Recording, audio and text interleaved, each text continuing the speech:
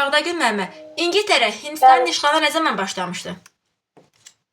1857. Yox, 56-cı ildə başa çatdırmışdı. Bəs başlaması neçənci əsrdə idi? 18. Bəli. İkinci yarısı. Bəli.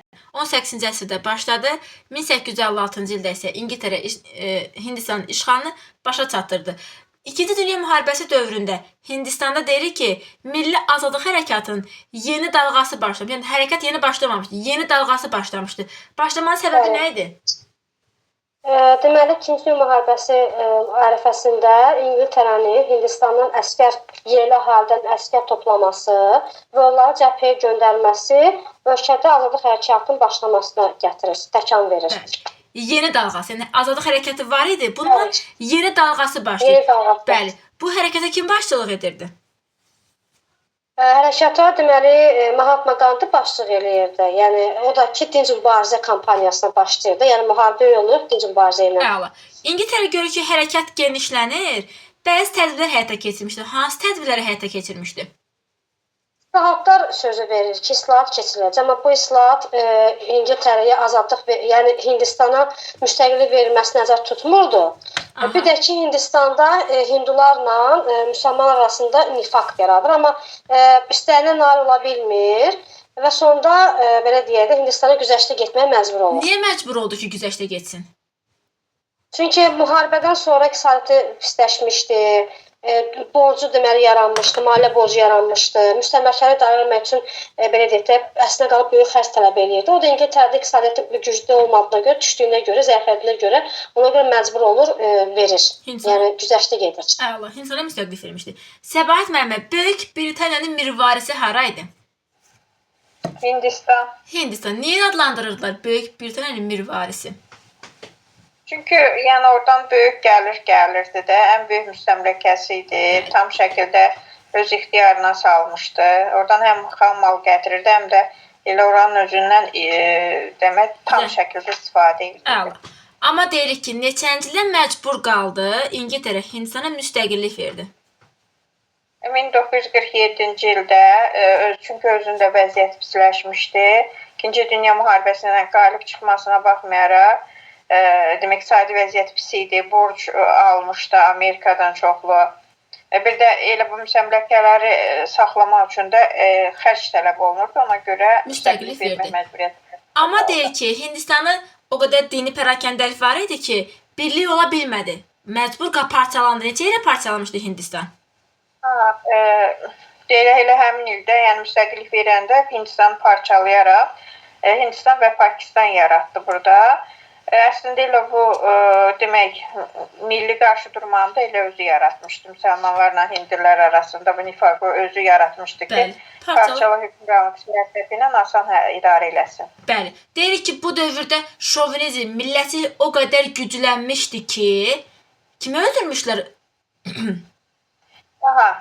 Mən bu demək o Cavahir nədir? Mohandas Gandhi əslində yəni Hindistanlı idi, Hindli idi. Amma müsəlmanlara qarşı biraz elə ki, humanist idi də, onların qaçqınlarına qarşı yaxşı davranmasını istəyir. Bir Hindli millətçi tərəfindən də o suiqəst nəticəsində öldürülür. Neçənci ildə?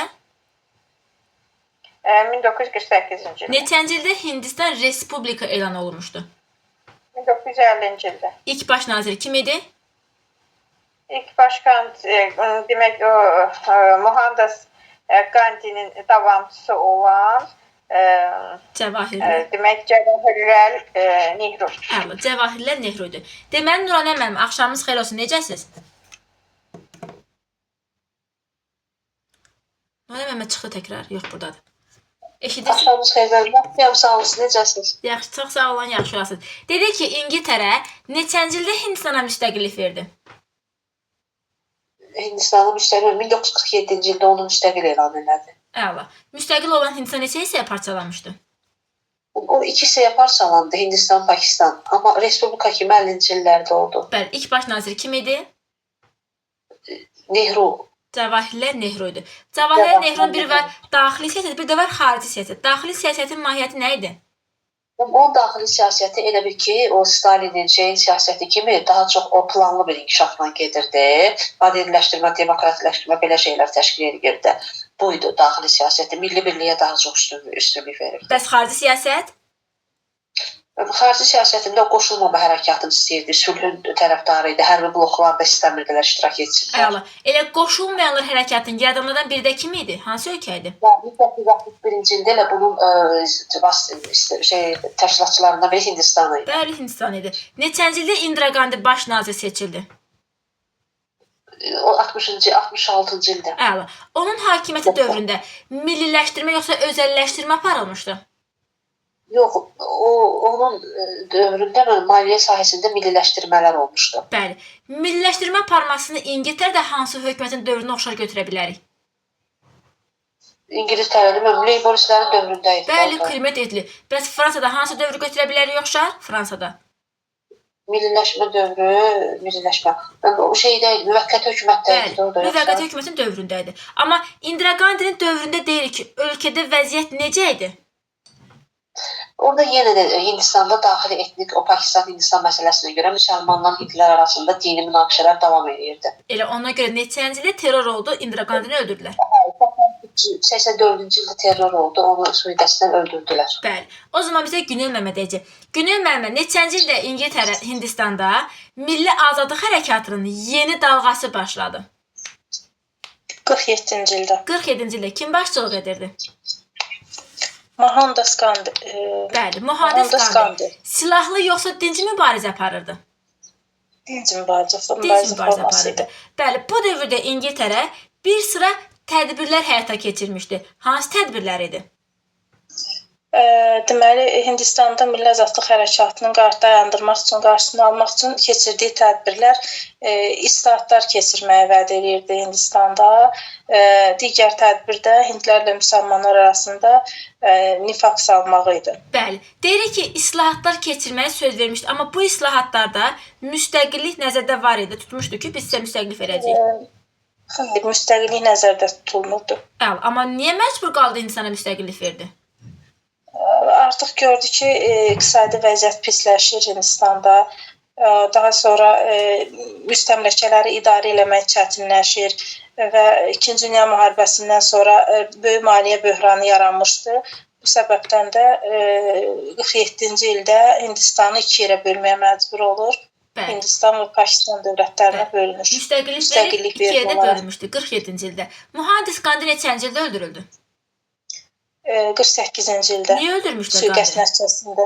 Suiqəst nəticəsində hindli müsəlmanlara ədalətli olmağa çağırış edirdi. Bu da Hind millətçiləri tərəfindən pis qarşılanır deyə suiqəst nəticəsində öldürülür. Deməli, 47-ci ildə müstəqillik aldı. Bəs neçənci ildə Hindistan Respublika elan olunmuşdu? 1950-ci ildə Hindistan Respublika elan olunur. Bəli, ilk baş nazir kim idi? İlk baş nazir Mohandas Gandhi'nin siyasi davamçısı olan Cavahirlal Nehru idi. Neçənci ilə qədər baş nazir olmuşdu? Cavahirlal Nehru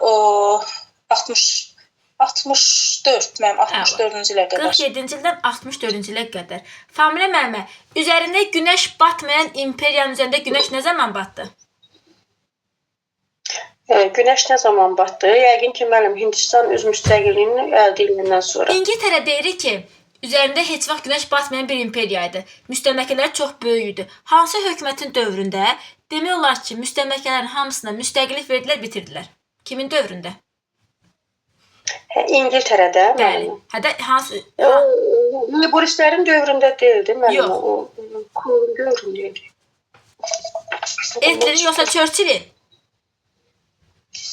Kimin dediniz müəllim? Clement Attlee yoxsa Winston Churchill'in dövründə? Attlee'nin dövründə. Bəli, Churchill'in dövründə. Bəli, mühafizəkarların dövründə müstəmləkələrin hamısına müstəqillik vermişdi. 47-ci ildə hansı müstəmləkəsinə müstəqillik verdi? Hindistana. Bəli, Hindistana müstəqillik verəndə Hindistan niyə ikisiyə bölündü? Ona görə ki, müəllim, orada həm hindlər yaşırdı, həm müsəlmanlar. Onların da arasında həmişə nifaq olurdu. Bəli. Əslində onu bölən İngiltərənin özü oldu. Müstəqillik verəndə. Dini münaqişə çox güclü olduğuna görə iki hissəyə bölündü, müstəqilliyini verdi. Hindistan Pakistan yarandıqdan sonra onlar arasında ərazi münaqişəsi var idi. Haraydı o mübahisəli ərazi? Kəşmir məsələsi var idi. Çünki o Kəşmir onların sərhədində yerləşirdi, amma orada ən çox müsəlmanlar yaşayırdı. Əla. Ona görə demək Hindistan istəyirdi onu özünə birləşdirə, Pakistan istəyirdi özünə birləşdirə. Neçənci də Axırda 49-cu ildə BMT-nin vasitəçiliyi ilə o iki yerə yarısı verilir, 1/3 verilir Pakistana, 2/3 verilir Hindistana. Əslində BMT də həll olunurdu. Bəli. İndiyə kimi də davam edir. Bəli, BMT-nin vasitəsilə razılıq əldə olunsa da, hələ də münaqişə həllini tam tapmayıbdı. Əslində Avropa ölkədə narahat idi. Çünki beynəlxalq miqyasda niyə bu beynəlxalq problemə çevrilib Kəşmir məsələsi? Ona görə ki, hər ikisi onun nüvə silahına malik olan dövlətdir. Güclü dövlətlərdə belə silah baxımından deyirəm. Ona görə də mən həm də orada bir-birlərinə qarşı elə bir məsələn Pakistan istəyir ki, oranı bir sülh yoluna qoya bu məsələni, amma Hindistan həmişə orada qətlənmə törədir də, çəkinmir bundan. Bəli. Hər ikisi də nüvə silahı olduğuna görə qorxurlar ki, birdən nüvə silahından istifadə olunur. Bəli. Famili müəllimə, dünyada əhalinin sayına görə birinci olan ölkə hansı ölkədir? Əvvəllər Çin idi, amma indi hal-hazırda Hindistandır, əhalisinin sayına görə. Bəli. Elə Cənubi Asiyanın ən böyük dövləti hansı dövlətdir? Əhalisinin sayına görə Hindistan. Elə böyüklüyünə görə Hindistan, Cənubi Asiyada. Müasir Hindistanın problemləri nələrdir? Müasir Hindistanın problemləri, bax müəllim, bax elə bayaq dediyimiz dini münaqişələrin olması, nə bilim, orada Kəşmir məsələsinin olması. Sonra bir də orada bilirsiniz nədir problemlərin biri? Biri orada əhali sürətlə artır, yaşam səviyyəsi orada, mən biləni orada tam orta təbəqə yoxdur da, varlı yoxsuldur. Kəndlərlə şəhər arasında fərqin olması. Bəli. Yəni əhalinin çoxu artıq olduğu üçün yoxsulluğun da olması. Nə bilim, həm də bir tərəfdən də deyib bax bu dini münaqişələr. Bəli, ona görə də vəziyyət gərgindir. O zaman bizə Nuray müəllimə deyəcək. Nuray müəllimə, Indira Gandhi neçənci ildə baş nazir seçildi? Indira Gandhi 1966-cı ildə. Neçənci sui-qəsd nəticəsində öldürüldü? 84-cü ildə. Indira Gandhi'nin hakimiyyəti dövründə Milliləşdirmə siyasətidir. bir də Onun dövründə də dini münaqişələr olubdu. əla. Eyni zamanda özünü idarə etmə sistemində də yerli özünü idarə etmədə ziddiyyətlər var. əla. 84-cü ildə öldürülmüşdü. Bəs Hindistanın ilk baş naziri kim idi? Cəvahirlal Nehru. Neçənci ildə baş nazir olmuşdu? 47-64. 64-cü ildə. Nehru'nun xarici siyasətinin əsasını nə təşkil edirdi?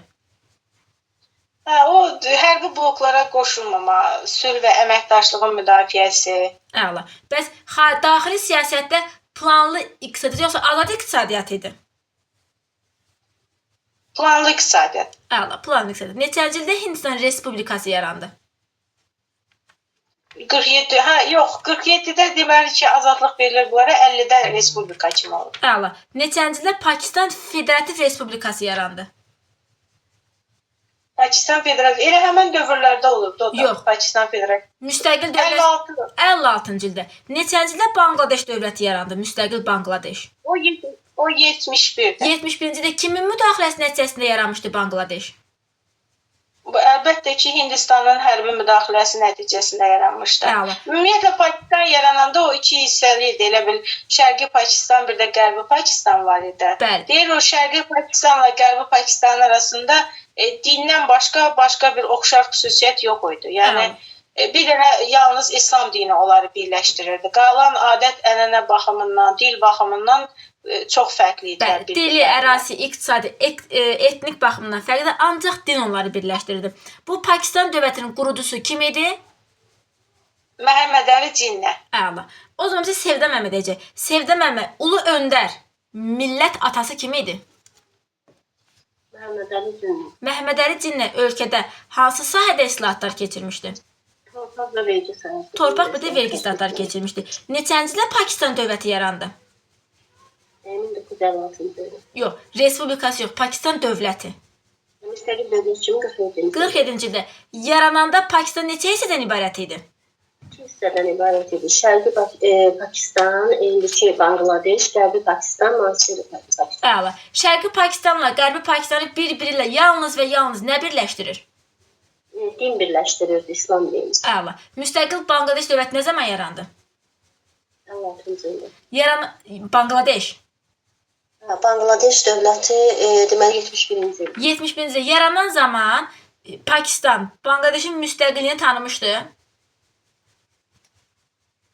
Bəli, tanıdım. Bəli, tanımışdı. Bəs Hindistan Respublikası neçənci ildə yaranmışdı? Hindistan 50-ci ildə. 50-ci ildə. İlk baş naziri Mahatma Gandhi. yox, Mohandas Gandhi. Bəli, Cəvahirləl Nehru. Mohandas Gandhi neçənci ildə öldürülmüşdü? Mohandas Gandhi 48-ci ildə sui-qəsd nəticəsində. Neçənci ildə Hindistana müstəqillik verildi? Hindistana 47-ci ildə. 47-ci ildə. Neçənci ildə BMT Kəşmir məsələsində razılığa gəlmişdilər? BMT-nin əli ilə. 49-cu ildə. 49-cu ildə. Kəşmirin böyük hissəsi 3də 2-si kimə verilmişdi? 3də 2-si Hindistana verilmişdi, 3də 1-i Pakistana verilmişdi. Əla. Cənubi Asiyanın ən böyük dövləti Hindistan yoxsa Pakistandır? Hindistan. Hindistanın müasir dövrdə xarici siyasətində özəlləşdirmə yoxsa milliləşdirmə həyata keçirir? Milliləşdirmə həyata keçirilir. Yox, xarici siyasətində hal-hazırda. Hazırda özəlləşdirmə. Özəlləşdirmə. Sonra Xarici siyasətində milli bloklara qoşulmamaq, hərbi bloklara qoşulmamaq idi, sülh və əməkdaşlığı müdafiəsi təşkil edirdi. Sonra bu Nehrunun xarici siyasəti oldu, bəli. O zaman bizə Bağdaki Məmməd deyəcək. Bağdaki Məmməd Hindistanın hal-hazırda Hindistanda iqtisadi siyasətdə milliləşdirmə yoxsa özəlləşdirmə siyasəti aparırlar? özəlləşdirmə. Özəlləşdirmə. Xarici kapitalın ölkəyə gəlişinə icazə verirdilər? Bəli. Bəli, icazə verirdilər. Müasir Hindistanın əsas problemləri hansı problemlərdir? Buna da sürətlə. Sonra kəşfin məsələsi ətrafında Hindistan-Pakistan gərginliyi idi. Bir də sosial bərabərlik və etnik münaqişələr. Əla. Hindistanda baş nazir sui-qəsd nəticəsində öldürülmüşdü neçənci ildə? 1984-də Indira Gandhi. Bəli. Bəs Pakistanın baş naziri neçənci ildə sui-qəsd nəticəsində öldürüldü? 2007-ci ildə Bənazir Bhutto. Əla. Elə İslam dünyasının ilk baş naziri kim idi? Bənazir Bhutto. Bəli. ABŞ, daha doğrusu ABŞ nədir? Pakistan NATO-ya daxil olub? Xeyr. Xeyr. Amma Amerikanın NATO-ya daxil olmayan ən yaxın tərəfdaşıdır. Əla. Neçənci illər Pakistanda hərbi çevriliş illəridir, hərbi çevriliş dövrüdür? 1950-70-ci Əla. illər. Biz bunu Türkiyə tarixini 70-lə oxşar götürə bilərik, 70-ci il. Bəli. Bəli. Canan Evren. Bəli. Düzdür. İndi siz bizə deyin görə, nüvə silahına malik yeganə müsəlman ölkəsi hansı ölkədir? Pakistan. Pakistan. Pakistan nüvə silahlarına hansı hökmdarların adları verib? Dövlət nədir? Hökmdarların. Teymurdur, Babur Şahdır, Mahmud Qəznəvidir. Əla. Pakistan dövlət neçənci ildə yarandı? Pakistan dövləti 1900 deməli dövləti yaranıbdır 1947-də, amma 56-da Federativ Respublika elan olunur. Bəs nə zaman Bangladeş dövləti? Bangladeşdə müasir deməli Şərqi Pakistandır da. 71-də də 71-də sonra Pakistan dövlət kimi tanıyır. Bəli. Yaranmasına kim müdaxilə eləmişdi? Kim hərbi müdaxilə edir? Pakistanda yaranır. Şərqi Pakistan. Yaranmasına. Bəli, yəni bu Bangladeş dövlətinin yaranması kimin müdaxiləsi nəticəsində olmuşdu? Amerikanın. Hindistanın. Yox, Hindistanın. Hindistanın. Bəli. Pakistanın qurucusu kim idi? Məhəmməd Cinnə. Əla. Səbah müəllim, Məhəmməd Əli Cinnə hansı sahədə islahatlar keçirmişdi? Məhəmməd Əli Cinnə torpaq bir də vergi islahatı aparıbdı. Əla. Elə ölkənin qurucusu kim hesab olunur? Ulu öndəri Məhəmməd Əli Cinnə. Bəli. Şərqi Pakistan haraydı? Şərqi Pakistan. Bangladeş. Nə zaman müstəqil dövlət kimi yarandı? 71-ci ildə Hindistan müdaxiləsi ilə. Əla. Neçənci illər Pakistanda hərbi çevriliş illəridir? Sabitsizlik illəridir. 50-70-ci Əla. illər. Çinlə diplomatik əlaqələr quran ilk müsəlman dövlət? Pakistan idi. Əla. Elə Çinin digər müsəlman ölkələrində əsas qapı rol oynayan ölkə hansı ölkədir? Yenə də Pakistan, həm də Mərkəzi Asiya ölkələrindən Hind okeanına çıxış yolu da Pakistandır. Əla.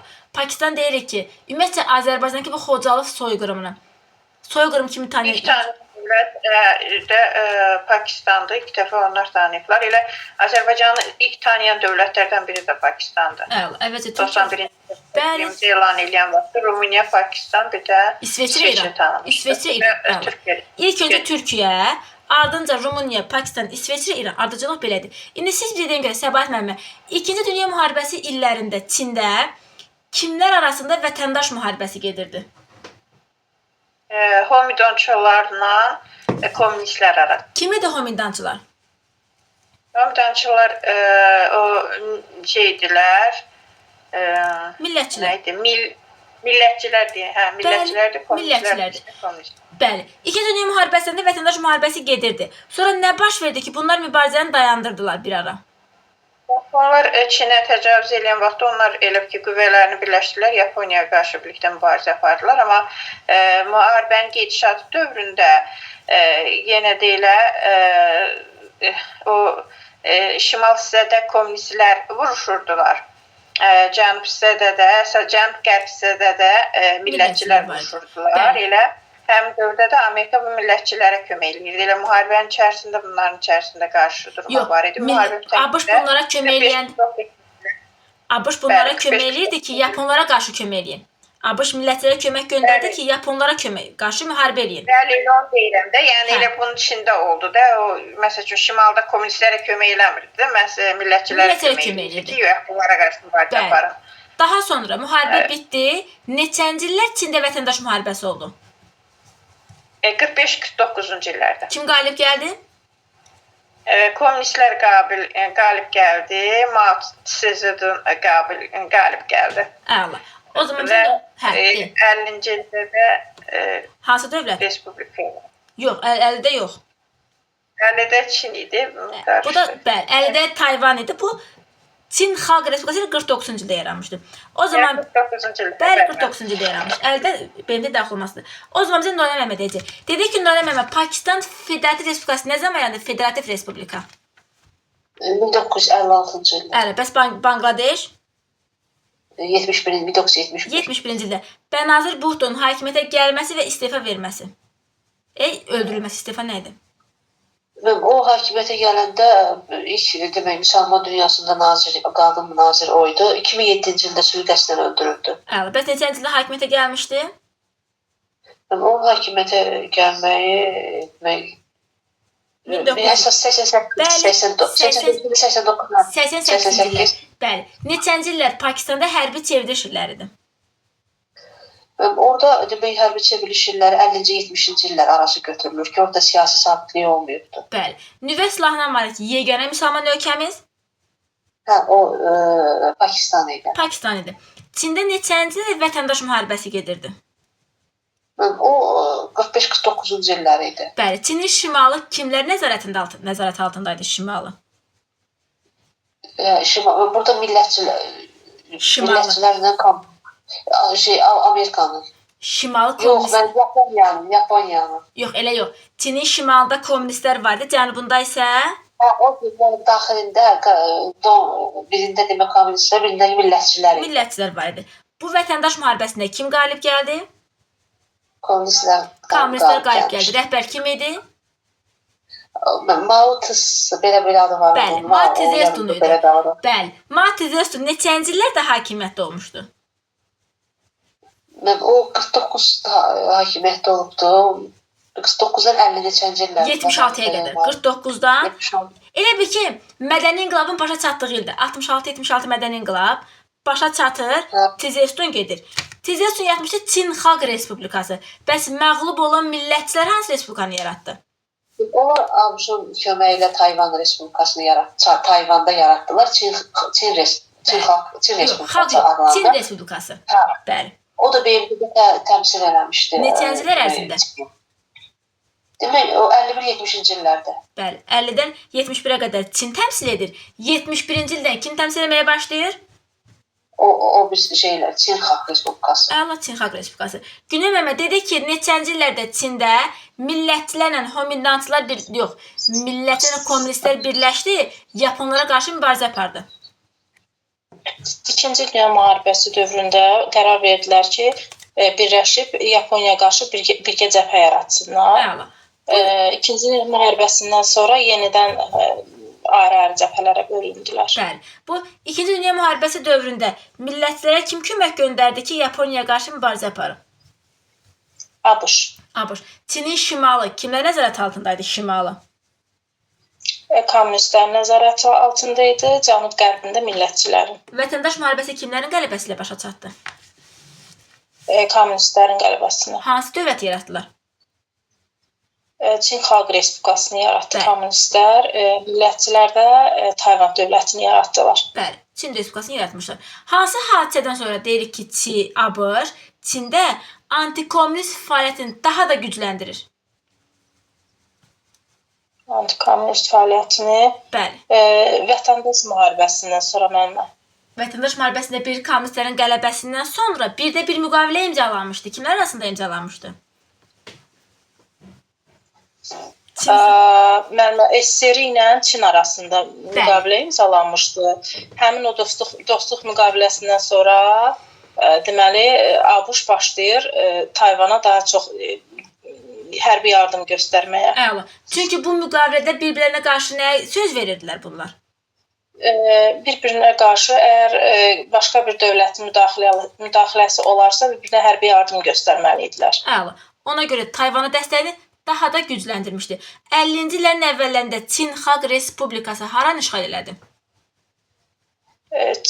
Çin Xalq Respublikası Tibeti işğal edir. Əla. Əslində söz vermişdi ki, onlara hansı muxtariyyətləri verəcək?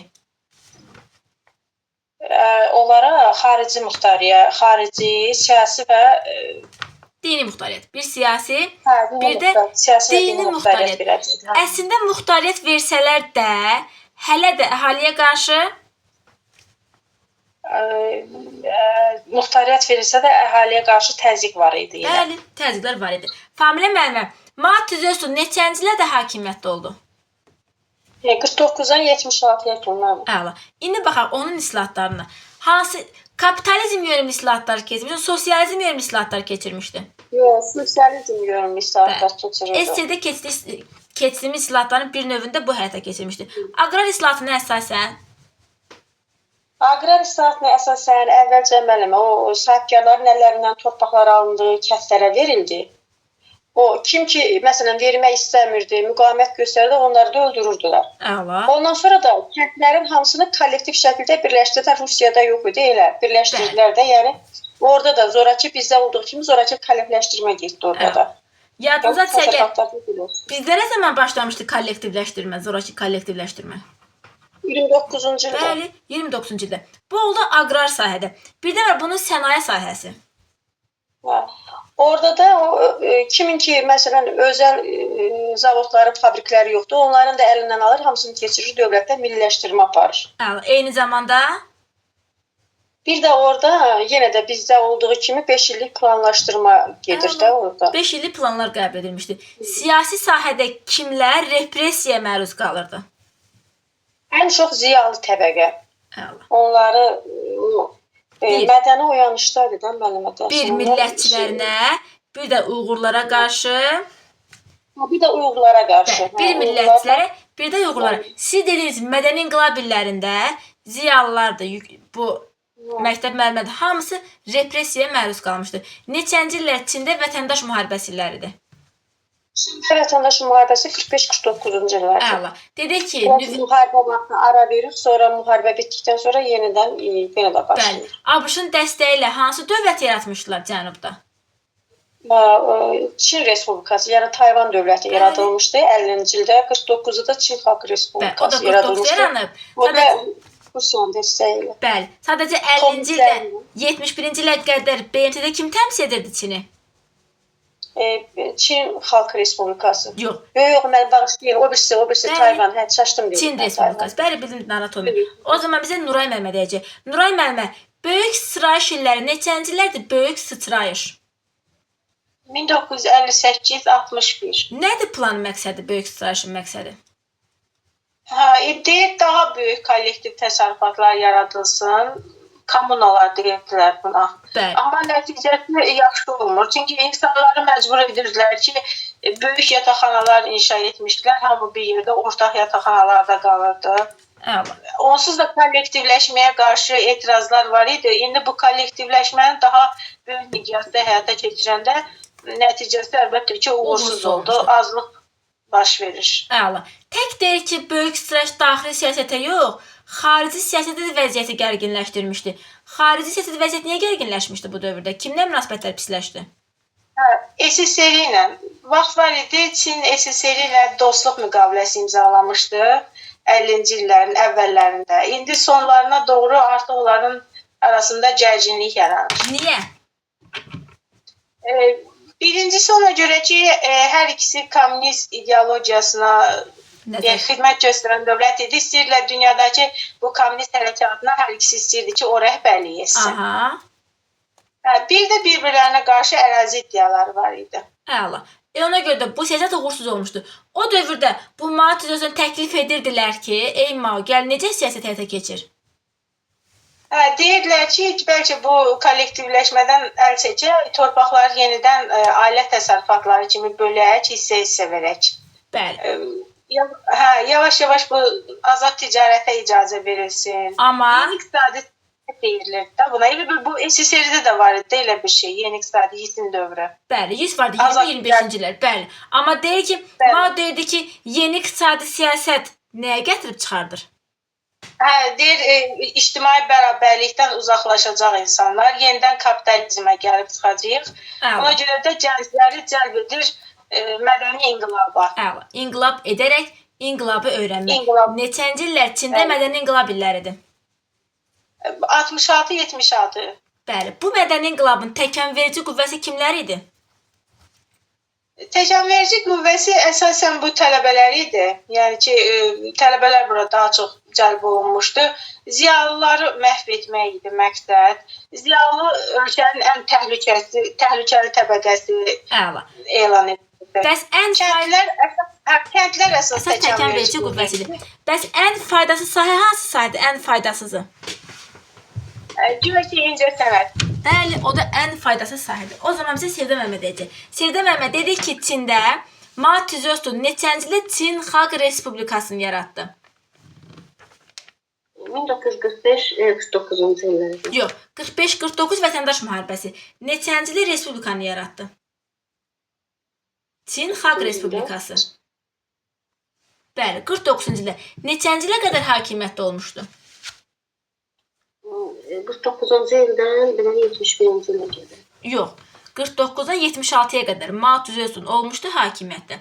İlk öncə Bəli, 76-cı ilə qədər. İlk öncə aqrar sahədə islahatlar keçirilmişdi. Aqrar islahatına əsasən iri mülkədarların torpaqları əllərindən alınaraq kəndlilər arasında bölüşdürülmüşdü və bu zaman 1 milyondan çox sahibkar öldürülmüşdü. Sonrakı kollektivləşdirilmə başlamışdı, bir də təsərrüfatlar birləşdirilmişdi. Əla. Sənaye sahəsində milliləşdirmə yoxsa özəlləşdirmə aparmışdı? Milliləşdirilmişdi. Əla. Bu siyasət uğurlu olandan sonra deyir ki, daha böyük kommunalar yaradım və Çini dünyanın ən inkişaf etmiş ölkəsinə çevirim. Ona görə hansı plan tətbiq edir? Böyük sitayiş planı tətbiq etmişdi 58-ci il, 61-ci illər. Uğurlu oldu, uğursuz? Uğursuz olmuş. Niyə? Ölkədə iqtisadi böhran yaranmışdı, milyonlarla insan acından ölmüşdü, artıq sitayiş proqramı ləğv olunmuşdu. Əla. Çünki həm bir yerdə yaşayırdılar, birgə qalırdılar. Yəni hər şey orta orada yataqxanalarda qalırdılar. Əla. Bu dövrdə böyük sitayiş illərində Çinin xarici siyasətdə hansı ölkə ilə münasibətləri gərginləşmişdi? Çinlə İsrail arasında münasibətlər. Bəli, niyə gərginləşmişdi? Deməli, dünyanın ən uzun sərhəddə malik olan ərazisi idi Çin ərazisi. Bu zaman kommunistlər hərəkatına nəzarət edilməyə başlamışdı. Bir-birinə qarşı ərazi iddialarına başlamışdılar. Bəli, yəni həm kommunizmə nəzarət, həm də ərazi iddialarına görə münasibətlər gərginləşir. Neçənci illər Çində mədəni inqilab illəridir?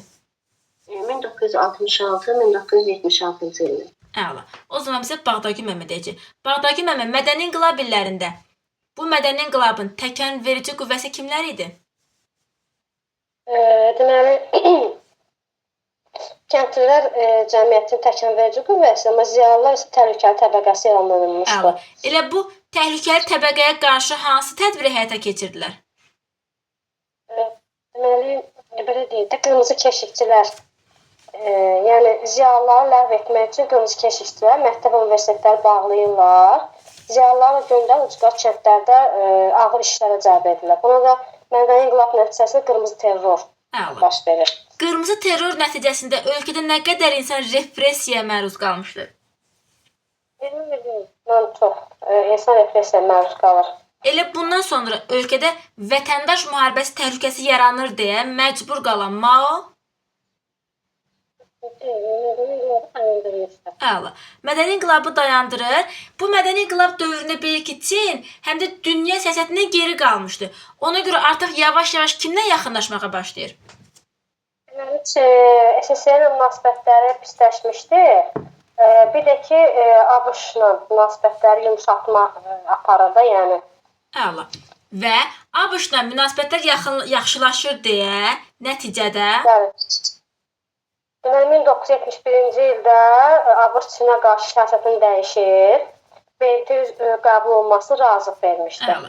Deməli, 50-dən 71-ə qədər Çin Respublikası təmsil edirdi. 71-ci ildən kim təmsil etməyə başladı? Tayvan. Yox, 71-ci ildən kim Bəli. Çin Xalq Respublikası. Çinlə ABŞ yaxınlaşdı, amma deyə bilərik ki, ticarət əlaqələri geniş idi, yoxsa məhdud ticarət əlaqələri? ABŞ-la Çin arasında, yoxsa ümumiyyətlə? Yox, Çinlə ABŞ arasında ticarət əlaqələri geniş, yoxsa məhdud idi? Ticarət əlaqələri Çinlə ABŞ arasında məncə geniş idi. Yox, məhdud idi. Əlaqələr qurulsa da, ticarət əlaqələri hələ də məhdud idi. Neçənci ildə Çin Xalq Respublikası ilə SSR arasında müqavilə imzalanmışdı ki, əgər təhlükə olarsa, bir-birimizə kömək eləyəcəyik. Deməli, Çinlə 1950-ci ildə. Bəli, 50-ci ildə. 50-ci illərin əvvəlində Çin Xalq Respublikası haranı işğal eləmişdi? Tayvan, Tibeti. Bəli, Tibet işğal eləmişdi. Səbahət müəllimə, dedik ki, neçəncilər böyük sıçrayış illəri oldu? Böyük sıçrayış illəri 58-61-ci illər. Əla. Bu islahat həyata keçməyin səbəbi nə idi? Bunlar elə ki, məqsədi o idi ki, kommunizmə daha sürətlə irəli getsinlər də. Ümumiyyətlə, bu sosializm cəmiyyətinin əsas istiqaməti kommunizm olubdu. Kommunizm qurmaq istəyiblər ora. Daha çox kommunalar yəni. Kommunalar yaradırdılar. Kommunalar da belə idi ki, demək, hamı bir yataqxanada yatmalı idi, hamı bir yerdə yemək yeməli idi və bu da elə ki, çox insanın aclıqdan ölməsinə, yəni iqtisadi vəziyyətin həddindən artıq pisləşməsinə gətirib çıxartdı. Nəticədə də 61-ci ildə böyük sıçrayış siyasətindən əl çəkildi. Əla. Daha sonra bu Mao təklif edirlər ki, yeni iqtisadi siyasətə keç. Amma keçir bu siyasətə Mao? Xeyr, burada yeni iqtisadi siyasət bizim o yeni iqtisadi siyasətimizə oxşuyurdu. Elə bir-birinə oxşarlığı var idi. Deyir ki, kollektiv təsərrüfatları kiçik alət təsərrüfatlarına bölünməli idi. Sonra bir də məhsulların azad satışı təklif olunurdu. O da deyirdi ki, yox, bu elə ki, təzədən kapitalizmin bərpa olunması kimi bir şeydir. Ondan imtina eləyir və yenidən elə bir mədəni inqilab deyilən hərəkata başlanış verir. 66-76. Bəli. Mədəni inqilab illərində 60-cı illərin sonunda Çinin kimlə münasibətləri pisləşdi? Suriya ilə münasibətləri pisləşdi. Neçənci ildə? Dəqiqliyinə. 69-cu ildə. 69-cu ildə. Bu döyüşdə ilk dəfə SSR nədən istifadə eləmişdi? Qrat qurusundan. Əla. Neçənci müqavilə... Bəli. Neçənci müqavilə imzalanır? Damask adası verilir Çinə. 91-ci ildə, 1991-ci Hansı ildə ayında? SSR dağılmadı. Mart ayında, may ayında. May ayında. Yəni ayso. Elə ona görə deməsin ki, hələ SSR dağılmamışdı. Əla. Artıq bundan sonra Çin başlayır ABŞ-la yaxınlaşmağa. Neçənci ildən BMT-yə daxil olur Çin Xalq Respublikası? 1971-ci ildə. Ona qədər Tayvan Çini təmsil eləyirdi. Artıq 71-ci ildə SSR ilə münasibət pisləşdi deyən ABŞ tezcə öz tərəfinə çəkir bunu. Əla. O zaman bizə Nuranə Məmməd deyəcək. Nuranə Məmməd, Çində özü kommunist olsa da kapitalist islahatlar keçirən kim idi? Özü kommunist olsa da Deng Xiaoping idi. Bəli. Deng Xiaoping çox maraqlı bir qəşəng ifadəsi var. Hansı ifadəsi var idi? O deyirdi ki, deyirdi mənim siçanın ağ və qara olmasının fərqi yoxdur. Önəmli olan onun pişiyin ağ və qara olmasının fərqi yoxdur. Onu deyirsiniz. Əsas odur ki, siçan tutsun. Bəli, əsas odur ki, siçan tutsun. Yəni fərqi yoxdur. İqtisadiyyat inkişaf eləsin. Nə fərq var hansı yolla inkişaf edir? Əsas odur ki, iqtisadiyyat inkişaf eləsin. Bunun dövründə çox vacibdir. 4 modernləşdirmə adlanan islahatlar həyata keçirdi. Hansı sahələri əhatə edirdi bu 4 modernləşmə? Bu 70-ci illərdə olub bu islahat. Orada o elə idi ki, bu kommunalları ləğv edilədi bu. Torpaqları kəndlilərə icarə şəklində verməyə başladılar. Bir də ki, mən burada azad ticarətə üstünlük verdik. Elə bir kəndli məhsulunu götürəcək, özünü təmin edir, yerdə qalanını aparıb sata bilərdi. Belə bir şey Bu oldu kənd təsərrüfatı. Bir də bunun sənayesi var idi. Sənaye müəssisələrində belədir də sənayinin inkişafı üçün orada az yaratdı, sərbəstlik yaratdı, dövlət nəzarətini azaltdı, belə bir şey elədi. Sonra? Bir də ki, eləmişdi mən, o xarici elə bir kapital qoyuluşunu çoxaltmışdı da bu şeydəki kimi. Rusiyadakı, SSR-dəki kimi belə bir şey eləmişdi. Xaricdən kapital qoyuluşuna icazə verir, bir də texnologiyanın gəlməsinə icazə verir. Texnologiyaları xaricdən gətirilməsinə icazə verir. Bir də digəri də ki, elm, texniki tərəqqi bunların inkişafına və xaricə tələbələrin gedib təhsil almasına vəsait ayrılır və bu da sonra bunun üçün, yəni belə desək, gəlir o tələbələr də görürlər ki, bunlar da kommunist rejimidir, bunlar demokratiya istəyirlər. Burada da o Tiananmen hadisəsi baş verir. Neçənci ildə baş vermişdi Tiananmen hadisələri? 1989-cu ildə. Əla. Biz sizdən keçmişdik. Neçənci ilin Nankin müqaviləsi ilə Çin Hong Kongu İngiltərəyə icarəyə vermişdi? O 1842-ci ildə idi. Orada vermişdi icarəyə, amma sonra onu alıb 2000 neçənci ilə kimi 30 idi, 42-ci ilə kimi 47-yə qədər təzədən onun idarə şeyi verilir yenidən Çinin özü. Amma Çin ancaq hansı siyasəti həll eləməlidir bu Hong Kongla bağlı ancaq hansı məsələ Çinə baxırdı? Bir. O dərəcədə, onu bilirsiniz nətər idi? O, yəni çox səlahiyyətləri yox idi o dərəcədə. Bir müdafiə, bir də xarici siyasət. Bir müdafiəsi var idi, bir də xarici siyasəti. Bəli. 2007-ci ildə iqtisadiyyatı birinci yerdə olan ölkə hansı ölkədir birinci yerdə? 2007-ci ildə birinci ABŞ idi, Yaponiya, Almaniya, Çin belə gedirdi. Dövrdə Çin idi. Müasir dövrümüzdə də Çində iqtisadi sahədə azadlıq olsa da, siyasi sahədə azadlıq var, yoxsa məhdudiyyətlər var? Yox, məhdudiyyətləri var yenə sıxışdırılır da. Hə, də məhdudiyyətlər var. Deməli, Güney Məmməd dedi ki, mədəni inqilab neçəncilər oldu? Çində mədəni inqilab illəri 66-76-cı illər. Neçəncə Damask adası Çinə qaytarıldı? Damask adası Çinə qaytarıldı. Deməli mənmə. Rusiya qaytardı da. SSR qaytardı neçənci ildə? Hə, SSR qaytardı 69-cu ildə. Yox, 69-cu ildə münaqişə baş verir. Burada SSR ilk dəfə nədən istifadə eləmişdi? 91-ci ildə. Bəli, 91-ci ilin may ayında. Neçənci illər Çində 4 modelləşmə səfər keçib, 4 modelləşmə. Xiaopingin dövrü idi mənmə. Bəli, Deng Xiaoping dövrüdür. Bəli, Deng Xiaoping dövründə elm və texnologiya sahəsində elm və texnologiya sahəsində deməli texnologiyanı inkişaf elətdirmək üçün, müasir elm, texnik yenilikləri öyrənmək üçün xaricə tələbələr göndərilirdi təhsil almaq üçün. Əla. Dedik ki, bu Mao Zedong'un dövründə torpaqlar zonadan alınmışdı, koalisiyada birləşdirilmişdi, amma Deng Xiaopingin kənd təsərrüfatı islahatında deyilirdi ki, Onun dövründə deməli kommunalar ləğv olunmalı idi, kollektiv təsərrüfat ləğv olunmalı idi, torpaqlar kəndlərə icarəyə verilməli idi. Kəndlilər deməli sabit gəlir vergisindən başqa yerdə qalan məhsullarını sata bilərdilər. Azad ticarətə icazə verilirdi. Əla. İslahatların nəticəsi nə oldu? Yaxşı yönə nəticəsi nə oldu? İslahatların nəticəsi deməli azad ticarət oldu. Çində xarici şirkətlər gəlib müəssisələr açdılar. İnsanların həyat səviyyəsi yaxşılaşdı. Bu yaxşı cəhətlərdir ki, yaxşı oldu iqtisadiyyatı.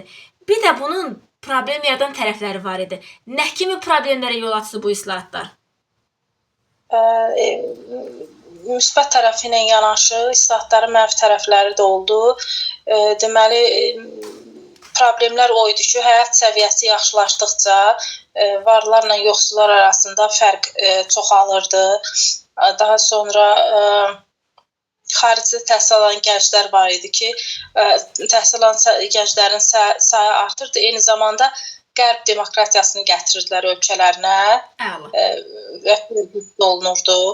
Elə bundan sonra onlar başladılar siyasi azadlığın məhdudlaşdırılmasına qarşı üsyanlara. Və neçənci Tiananmen hadisələri baş verdi? 89-cu ildə. 89-cu ildə.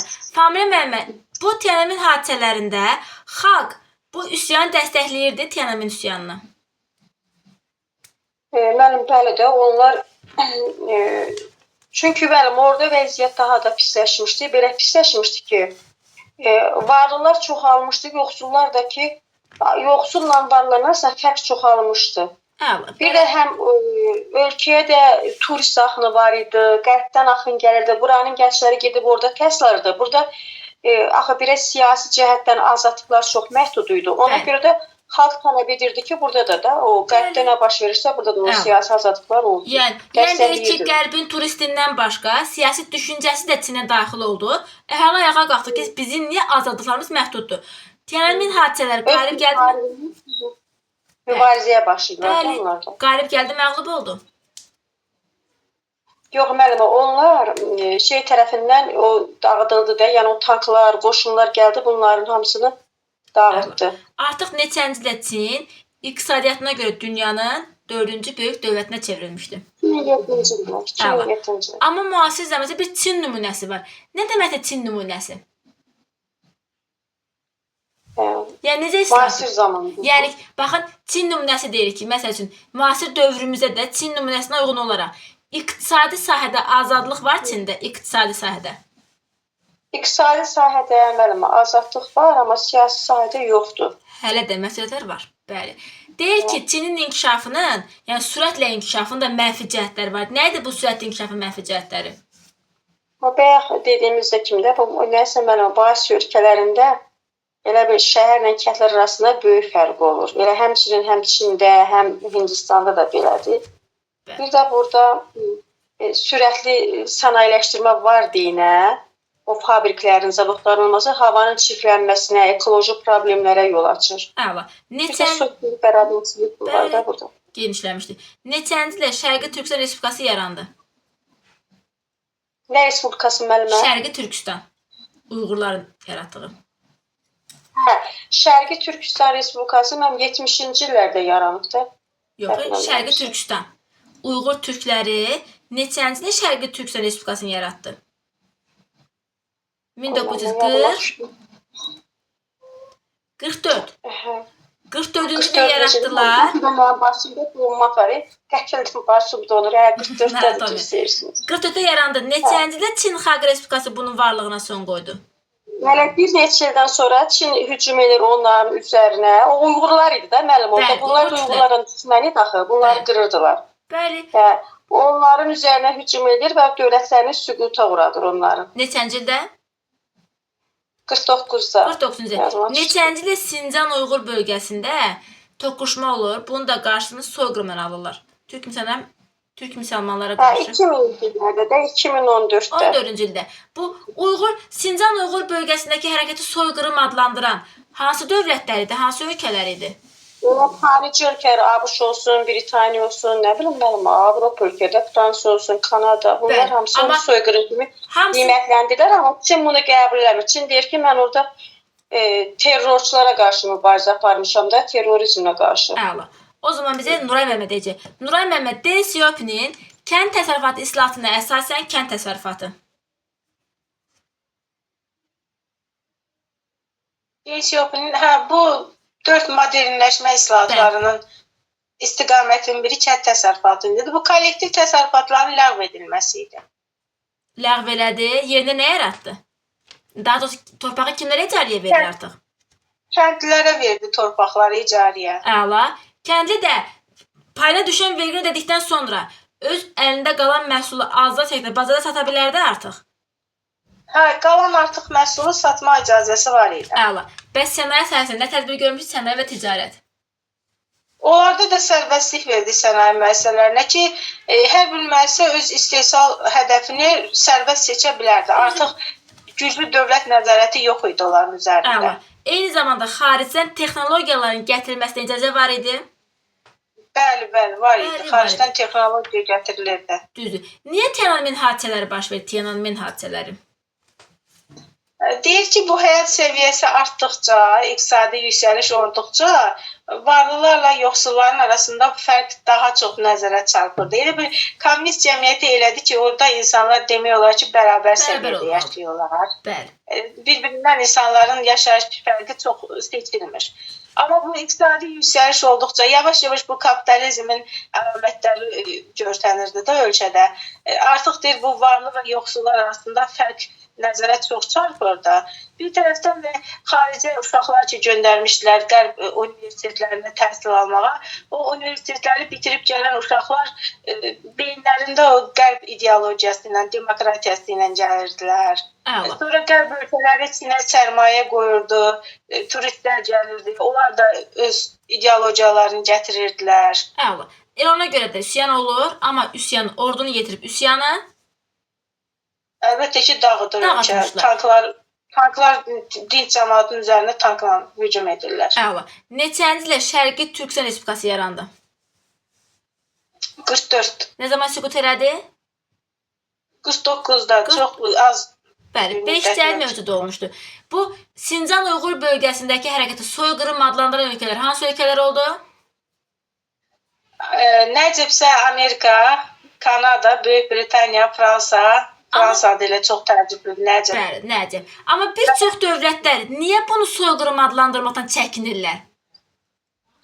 Çünki də çoxsunun Çinlə o qədər geniş iqtisadi əlaqələr yaratmışdılar ki, deyirlər ki, nəyimizə lazımdır, bu soyqırım kimi tanıyarıq, sonra bu iqtisadi əlaqələrdə mane olar. Ona görə də onlar öz siyasi maraqlarını, iqtisadi maraqlarını güdürlər. Bəli. Deyir ki, bugünə qədər Çin deyirdi ki, ümumiyyətcə toplaşma düşərgələri yoxdur. Elə bir şey yoxdur, yalandır. Amma sonra deyirdi ki, mən güya burada nə yaratmışam? Uyğurlar üçün. Güya burada xüsusi məktəblər yaradıbdır. Burada Uyğurlara peşə təhsili verir. Nə bilim, cürbəcür bəhanələr. Bir də bu soyqırım kimi yox, bu güya terrorizmə qarşı mübarizə məqsədi güdür, güya bunun siyasəti. Güya ki, Uyğurlar terroristdir, bunu terrorizmə qarşı mübarizə aparır. O zaman bizə Sevdə Məmməd deyəcək. Sevdə Məmməd, İkinci Dünya müharibəsinin Yaponiya üçün nəticəsi nə olmuşdu? Yaponiya məğlub olmuşdu. 2 milyondan artıq insan itirmişdi. O dövrdə biz keçmişdik ki, 45-ci avqust ayında ABŞ Yaponiyanın hansı şəhərlərinə atom bombası atmışdı?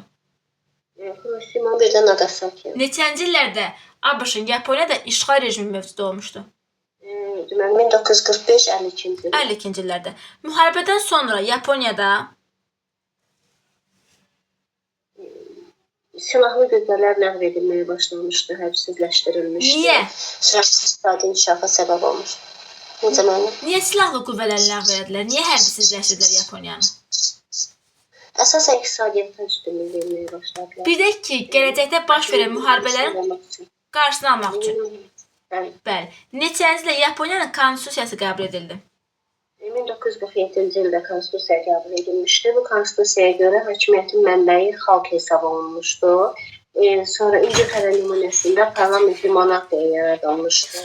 Qadınlar daxil olmaqla bütün vətəndaşlara seçki hüquqları verilmişdi. İnsan hüquq və azadlıqları bərpa olunmağa başlamışdı. Bu konstitusiyanı kimlər hazırlamışdı? Hansı ölkənin siyasi məsləhətçiləri? Konstitusiyanı İngiltərə, ABŞ-ın. ABŞ. ABŞ-ın məsləhətlə hazırlamışdı. Dedi ki, nədir? Sevda müəllimə, neçənci Şərqi Türkistan Respublikası yarandı? Hansı respublika Şərqi Türkistan Respublikası. Şərqi Türkistan Respublikası. Uyğurların yaratdığı respublika 1904-cü il. Nə zaman süqut elədi? 49-cu il. 49-cu ildə. Neçənci ildə Hong Kong Çinə geri qaytarıldı? Hong Kong. Eyni ildə həm də nə baş verib? 1997-ci ildə Hong Kong Çinə geri qaytarılmışdı. Çin neçənci ildə Hong Kong İngiltərəyə cariyə vermişdi? 42-ci ildə Nankin müqaviləsinə. Neçənci ilə qədər Hong Kongu yalnız müdafiə və xarici siyasətinə baxa bilərdi Çin? 2047-ci ilə qədər. 2047-ci ilə qədər. Bağdaki müəllimə dedi ki, biz sizlə keçmişik. Yaponiyanın birinci konstitusiyası neçənci ildə qəbul edilmişdi? 1889. O birinci konstitusiyada qanunu verən də, icra edən də kim idi? İmperator. İmperator. Deməli, birinci konstitusiyada imperatorun səlahiyyətləri güclüdür, qeyri-məhdud hakimiyyət idi. Amma ikinci konstitusiyada imperatorun səlahiyyətləri yox idi. Bəli. Yəni azaldılır da, yəni sahibləri. Bəli. Fəaliyyəti. Bəli, fəaliyyət azaldılır. İngiltərədə olduğu kimi artıq bu simvolik bir xüsusiyyət daşıyırdı. Yəni heç bir səlahiyyəti demək olar ki, yox idi. 47-ci konstitusiyasına əsasən hakimiyyətin mənbəyi kim idi?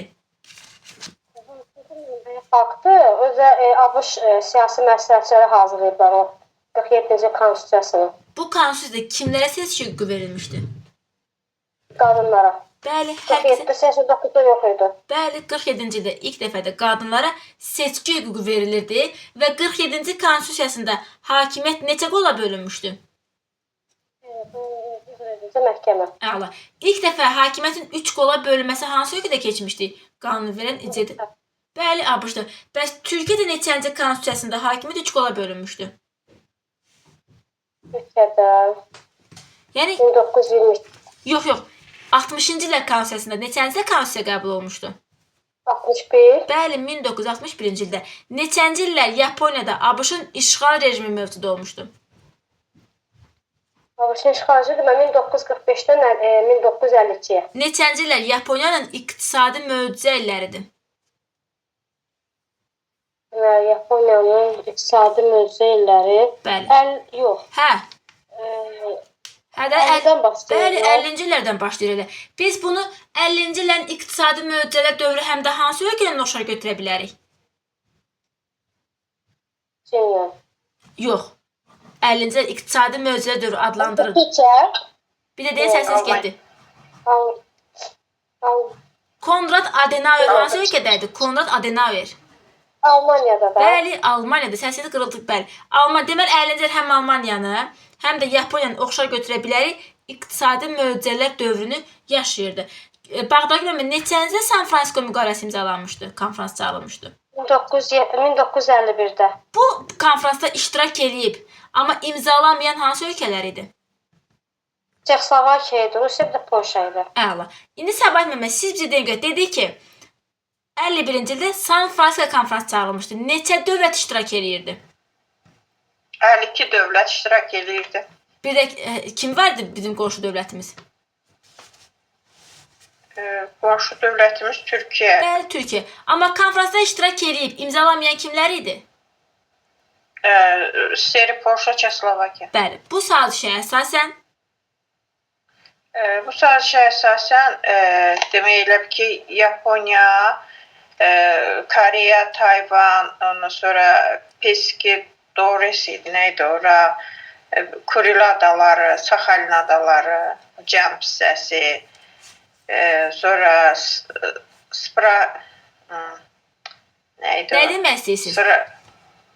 Bu adalara olan iddialarına Bəli, Sparati demək, bəli. O adaların 90 gün ərzində Yaponiyadakı o işğalçı qüvvələrin hamısı əsasən də orada ABŞ qüvvələri yerləşirdi 45-52-ci illərdə. Onlar ölkəni tərk eləməli idi. Əla. Və deyə bilərim ki, Yaponiya təzminat ödəməli idi. Təzminat ödəməli idi, bəli. Əla. Deyir, Kuril adaları, Sakhalin adası, nə bilim Port Arthur. Bu adaları Yaponiya nə zaman ələ keçirmişdi ki? Bu 33-dən sonra da 33-cü illərdən sonra 30-da həm şeydən çıxdı, Millətlər Təşkilatından çıxdı, cəmiyyətindən və ondan sonra orada Çinin şimalında Manchuriya dövləti yaratmışdı. Yox, Manchuriya işğal eləmişdi. Siz belə bir şey deyin. Neçənci olmuşdu Rus-Yapon müharibəsi? Rus-Yapon müharibəsi 1904-5-ci illər. Hansı müqavilə başa çatmışdı? Potsdam. Əla. O müqavilədə deyə bilər ki, Port Arthur'du, Kuril'di, Sakhalin'di, Yaponiyaya götürmüşdü. Hə, bəli. Bəli, elə 1905-ci ildə. Daha sonraki 1945-ci ildə bir konfrans çağırılmışdı. SSR deyirdi ki, Yaponiyaya müharibə elan eləyəcəm, amma haraları mənə geri qaytarın. Hə, Potsdam konfransında. Bəli, yox, Potsdam yox, ondan əvvəlki hansı idi? O Yalta konfransı. Bəli, Yalta konfransında. İndi ABŞ-ın burada işğal rejimi var idi 52-ci ildə. 52-ci əslində ABŞ qoşunu buradan çıxartmalı idi. Amma burada hərbi bazası yazmışdı. Niyə hərbi baza yaratmışdı ABŞ Yaponiyada? Əslində yox, hərbi bazasına elə bir ki, burada özünə bir mövqe Siriya qarşı da mövqeyini möhkəmlətməyə çalışırdı. Həm də bilirik ki, Dünya müharibəsindən sonra Yaponiya silahlı qüvvələrini ləğv eləmişdi. Hədəm müdafiəsiz idi, elə bir göyə ki, onun müdafiəsini təşkil edirdi. Güya ki, ölkəni qorumaq üçün. Qarışıq idi vəziyyət, elə onu bəhanə eləyərək deyir ki, buranın müdafiəsini təşkil edirəm, amma Yaponlar da demək, ABŞ onlara nüvə bombası atmışdı deyən hərbi hissələrini görəndə biraz nervləndirdilər, dedilər ki, çıxın gedin buradan. Bəli, çıxın gedin buradan. İndi siz bizə deyən görə deyir ki, bu San Fransisko'da vardı ki, Yaponiya təzminat ödəməli idi. Bəs sonra nə baş verdi ki, ABŞ Yaponiyadan təzminat almağı dayandırdı? ABŞ elə bu Koreya müharibəsi zamanı burada seri ilə əsasən burada Koreya müharibəsində toqquşur da. Buradan elə ki, həm baza həm də bir də deyim.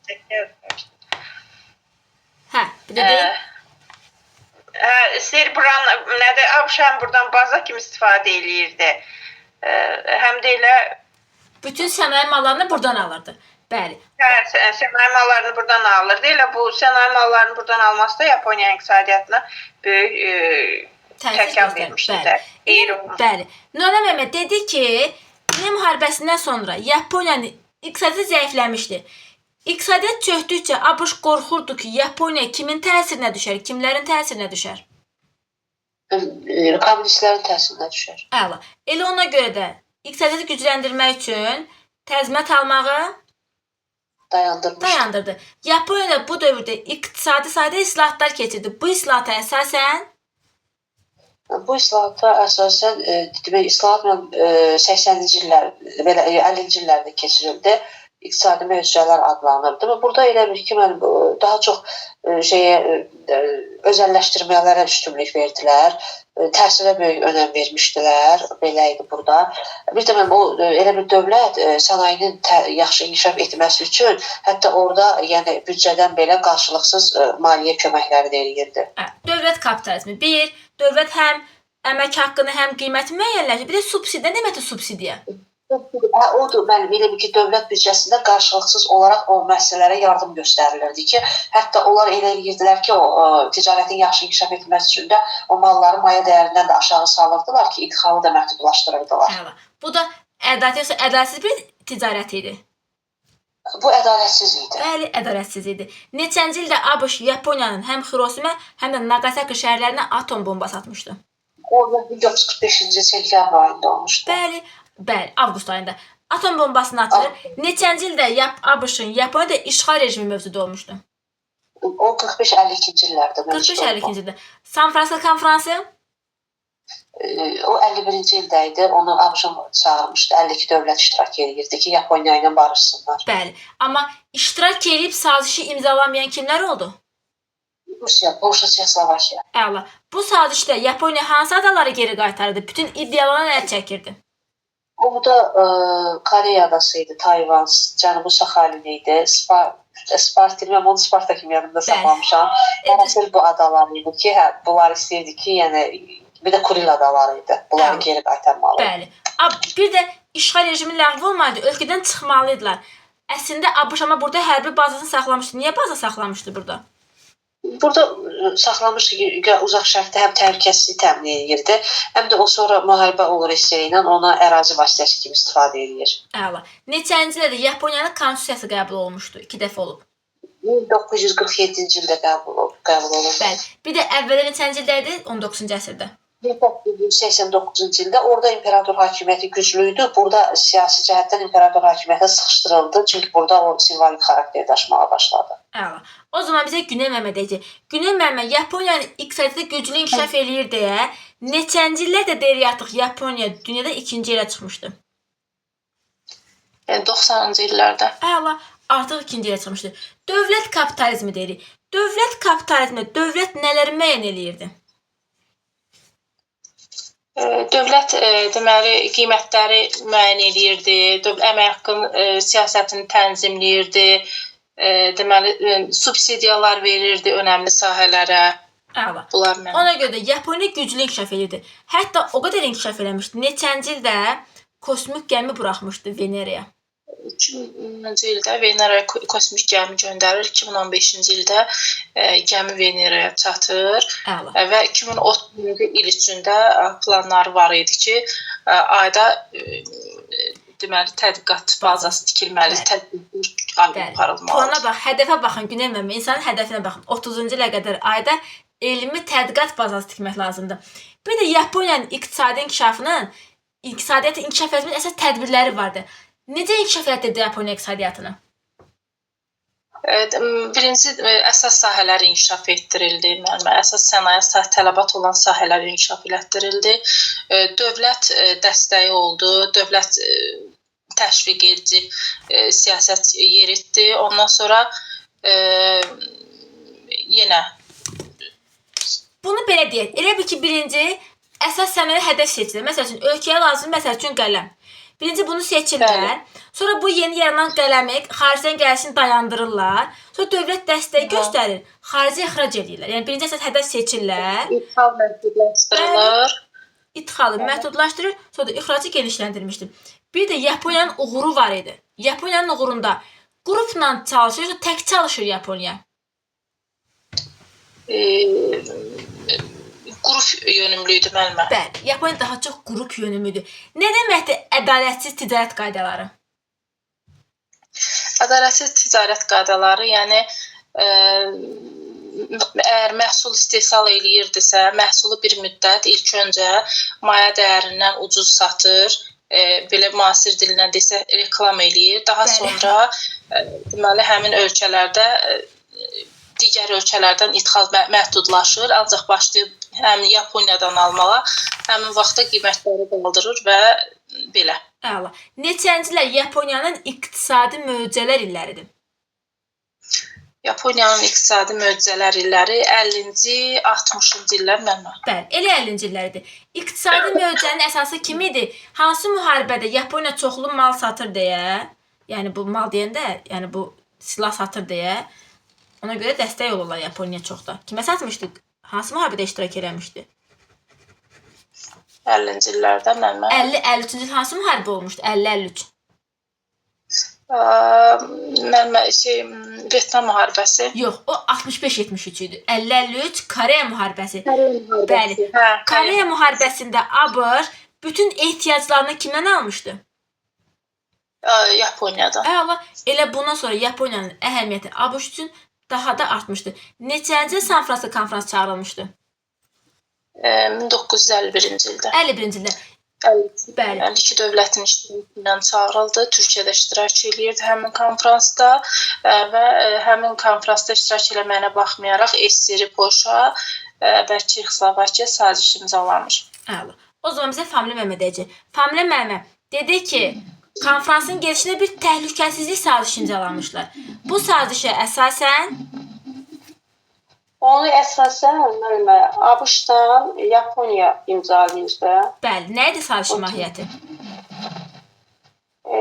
Sazişin mahiyyəti o idi ki, o bir-birlərinə demək müəllim, əgər müharibə olarsa bir-birinə kömək eləməkdir, yoxsa Yox, deyir ki, Yaponiya güya ABŞ qüvvələrin oradan çıxarılması idi. deyir ki, Yaponiya öz təhlükəsizliyini qorumaq üçün ABŞ-ın burada həm hərbi, yadıma düşdü. Onun qoşunları orada qalmalı idi. ABŞ-ın qoşunları. Yaponiyanın silahlı qüvvəsi yox idi. Beynimdə hamısı qarışıq bir-birinə. Yaponiyanın silahlı qüvvəsi yox idi də. O səbəbdən orada qalmalı idi bir müddət. əla. Amma burada qalan ABŞ əsgərləri ölkədə nə iş görür? Orada öz başlanıqları eləyirlər. Ona görə də onlar Yaponlar sonra tələb edir ki, çıxsın da buradan ABŞ-ın qoşunları. Əla. ABŞ nə Yaponiyadan təzminat almağı dayandırmışdı. Ona görə ki, müəllimə, Koreya müharibəsində Yaponiya ABŞ-ın yanında olmuşdu da ona köməklik göstərmişdi. Həm də ki, bir tərəfdən də o kommunistlərə onun meyllənməsindən narahat oldu. O səbəbdən də təzminatı dayandırdı. Düzdür. Çünki görür ki, iqtisadiyyat pisləşir. İqtisadiyyat çökdükcə Yaponiyada kommunist nəzarəti gələr bilərdi deyə təzminatı dayandırdı. Yaponiyanın iqtisadi möcüzəsinin səbəbləri nələr idi? Elə Yaponiyanın iqtisadi möcüzəsinin səbəbi birinci hərbiyə elə sərmayə ayırmırdı. O bir də o Koreya müharibəsində artıq o qədər sənaye məhsulları ABŞ satmışdı ki, ondan özünü bəzə dirçəltmişdi də. Aha. Bu səbəbdən də hamısını qoyurdu öz iqtisadiyyatına. Bir də həm də Yaponiya dövləti elə bil ki, o iqtisadiyyatın üzərində həm himayəçi rolunu da oynayırdı. Həm himayəçi, həm də müdaxiləçi rolunu oynayırdı. Ancaq deyir ki, bu dövrdə hansı nələrə aşağı gömrük haqqı qoyurdu? Ancaq nələrə aşağı gömrük? Orada mənim əsas o vacib olan məhsullara aşağı gömrük haqqı qoyurdu. Yəni xammala bir də Bəli. ən vacib Yalnız məhsullara. xammala bir də əsas məhsullara aşağı gömrük haqqı qoyurdu. Digərlərinə yüksək gömrük haqqı qoyurdu. Neçənci ildə Veneriya kosmik gəmi göndərdi? Veneriya kosmik gəmi göndərməsi 10 idi, 15-də çatır. 10-da göndərir, 15-də oturur. Neçənci ildə hədəfləyir ki, ayda elmi tədqiqat bazası açacaq? Çox xoşum gəlir bu fikirdə. 2030-cu ilə qədər. Bəli. ilə qədər burada baza açmalı idi. Yaponiyanın inkişafında əsas tədbirlər nələr idi? İnkişaf üçün əsas tədbirlər. Bax, mən əsas onların sənaye sahələri məsələn hədəf alırlar inkişaf etdirmək üçün. Bir də ki, elə bil ki, müəllimə, orada sənaye sahələri var idi. Onların inkişaf etdirmək üçün idxalı məhdudlaşdırır. Dövlət də dəstək verəndən sonra yaranan sənədi xaricə ixrac edirdilər. Nəysə hədəf seçicilər yaradır, sonra xaricdən gələni dayandırır. Özü də dövlətin dəstəyi ilə xarici ixracı genişləndirmişlər. O zaman bizə Nuray müəllimə desin yekunlaşdıraq. Nuray müəllimə dedi ki, Yaponiya təhsilə böyük önəm verirdi. Bu dövrdə artıq neçənci ildə Yaponiyada iqtisadiyyatına görə ikinci yerdə idi. İqtisadiyyatına görə ikinci yerdə 90-cı illərə qədər. 90-cı illərə qədər. Yaponiya möcüzəsinin səbəbləri nələr oldu? Birincisi hərbi sənaye da demək olar ki, pul xərclənmirdi, hərbsizləşdirilmişdi də San Fransisko qərarına görə. Sonra deyir, əsas ehtiyac malları üzərində aşağı gömrük haqqı qoyulmuşdu. Hökumət iqtisadi sahədə himayəçi və müdaxiləçi siyasət yürüdürdü. Əla. Elə təhsilə böyük önəm verilirdi. Əla, təhsilə böyük önəm verilirdi. İndi siz bizə deyin görə Yaponiyanın ikinci, yəni o imperator hakimiyyətinin məhdudlaşdırıldığı konstitusiya nə zaman qəbul olunmuşdu? O 47-də. 47-ci ildə kimlər hazırlamışdı bu konstitusiyanı? İngiltərə nümunəsində hazırlanmışdı da, bu parlamentli monarxiyaya çevrilmişdi, imperatorluq artıq. Amma kimlər hazırlamışdı bu konstitusiyanı? Kimlərin dəstəyinə? Amerika. Bəli, Amerikanın dəstəyinə də hazırlanmışdı. Bu konstitusiyada hakimiyyət neçə qola bölünürdü? 3 qola. 3 qola. Qanunverici, icraçı, məhkəmə. Bir də məhkəmədir. İmperatorun səlahiyyətləri Necə idi imperatorun səlahiyyətləri? Az idi, çox idi? Birinci konstitusiyada 1889-da imperator müqəddəs və toxunulmaz elan olunmuşdu. Amma burada elə bir simvolik bir şey kimi qaldı da, yəni o qədər azaldıldı ki, səlahiyyətləri bir simvolik obraz kimi qaldı. Əla. Artıq 47-ci konstitusiyasında kimlərdə seçki hüququ vermişdilər? Kişilərin yanaşanda kimlər seçki hüququ var idi? Mənim səsim gəlir? Çıxdım yoxsa?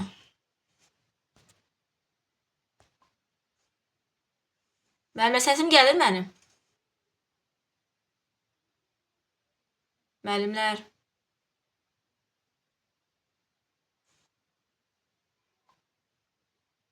Mənim səsim gəlir mənim?